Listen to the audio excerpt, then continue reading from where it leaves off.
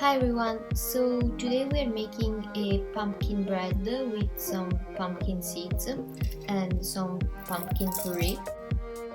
So the day before I prepared the seeds. I took about 30 grams of pumpkin seeds. I toast them on a medium-high heat and then I soak them in a different way from the usual way of soaking seeds that I think is more flavorful in my opinion, because I take the seeds and I soak them with some honey and some boiling water.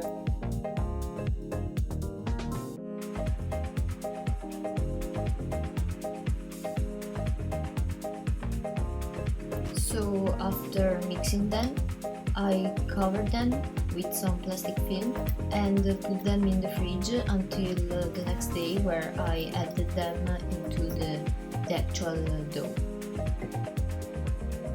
Another ingredient that I added to the dough, and I think it makes it more flavorful and different from the usual pumpkin bread that you can see here on YouTube, on Instagram, is this fermented emmer malt. It's similar to the solid, the fermented rye malt, but made from emmer. Then in the evening I prepared the starter for the bread, and this even is different from the other recipes that I saw here on YouTube. In fact, this starter contains itself some pumpkin puree that gives another kind of flavor to the bread. It intensifies the pumpkin flavor and makes the fermentation more controlled, since the levain is eating the sugar from the pumpkin puree. And I've learned this technique in a book about bread and fermentation, I think some years ago. I don't know really. So after preparing the levain, I put it in a jar and let it ferment overnight at about 18 degrees Celsius until the next morning, where I prepare the dough.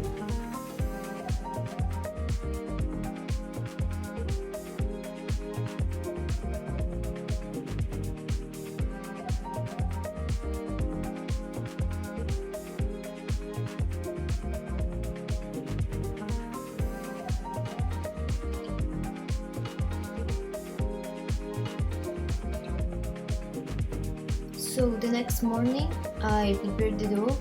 I made an autolyse with the bread flour, whole spelt flour and multicereal, that I think is one of my favorite combinations of flavor, and I also think that these flours pair well with the pumpkin flavor. So I mixed them, and then I also added the emmer malt that I grinded the evening before, and I added about 75% of water and made an autolyse. I let it autolyse for about 1.5 hours or 2 hours.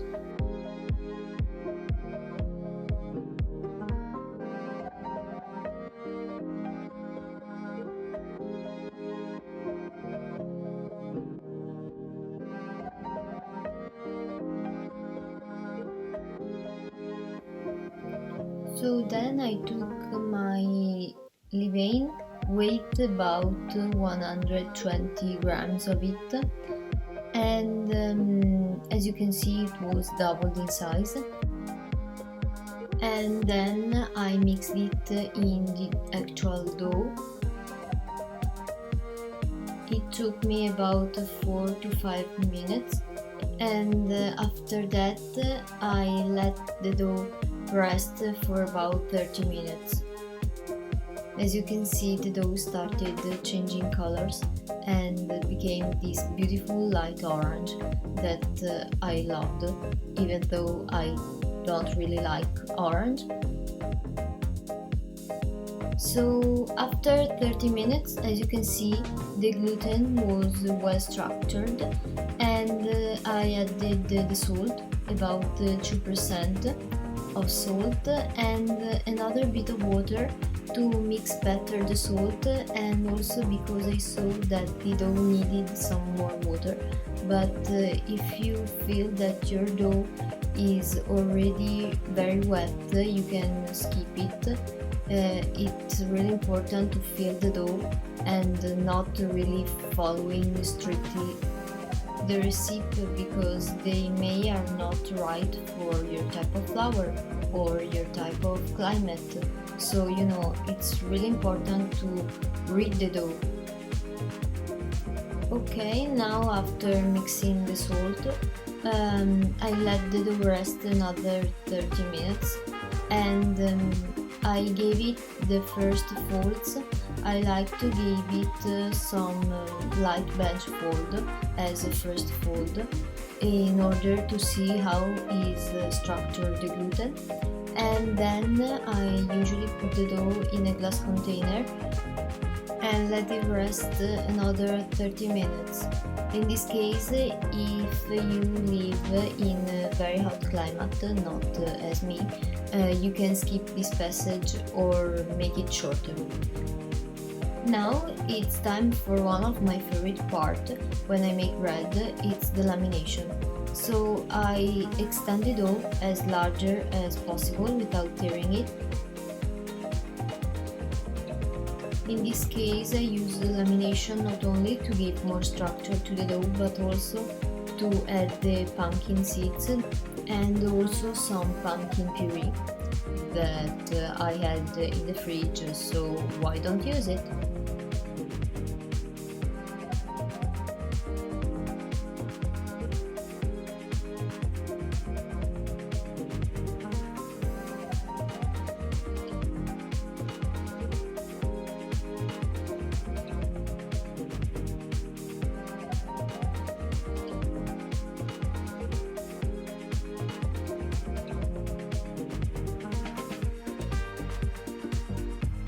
After the lamination and the addings to the dough, I put it again in the glass container and let it rest for another 30 or 45 minutes, I think. And then after the rest time, I started making the coil folds to the dough. I made about 2 more folds after the lamination. And even here, it's really important to feel the dough under your hand, because maybe your dough will require more or less folds.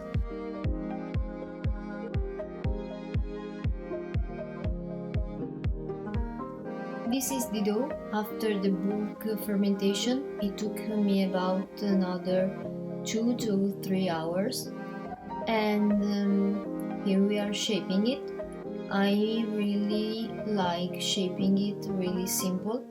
I make sure to pop all the bubbles that I can see, the big ones I mean, because you can risk that they will literally explode when you're baking your bread. So be careful and try to find them before shaping them into the bread, or you will have some big balloons inside your bread when you will cut it after the baking. As you can see, I'm going really gently when shaping my bread, because I don't want to risk to degas it completely. And I use a really simple shaping method, but it doesn't mean that this is the right method, so use the method that you find more easy and comfortable for you. So okay, now after sealing the sides of the bread, I thought it was a good idea to cover it with some spelt flakes, because I really like crunchy crust on my bread, and also because there is a spelt flour in it. Then put it in the panettone.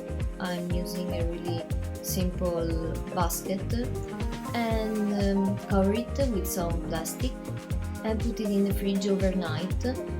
Mine went in the fridge for about 12 or 13 hours, but it really depends even on the temperature of your fridge. I think mine keeps the 5 or 4 degrees Celsius, but I'm not really sure.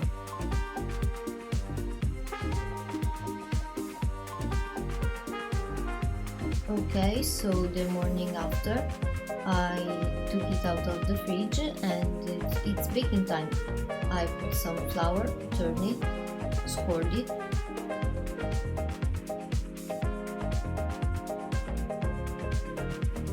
As I usually do, I bake this bread in a Dutch oven. I preheated it in a very hot oven, about 250 degrees Celsius, for about 1 hour. Then put the bread in it, cooked it with the lid on for 25 minutes at 250 degrees. Then I took the lid off, I turned the temperature at 230 degrees and baked it for another 20 minutes. After the first 15 minutes, I turned down another bit the oven temperature at about 200 degrees Celsius. Here we are with this beautiful crusty pumpkin bread. As you can see, the malted emmer that I added made the crust really brown and super flavorful. So cutting time, it's the one of the most fearful but also funny moments for me, because now I see how I worked with my dough all the day before. But it's also important for me because I think that every bread you bake, you learn something new. Even if you made some mistakes, you will learn something from it. So here we are. It's delicious, I can confirm it. Thanks for watching. Please subscribe and leave a like if you like this video and you want more. And bye!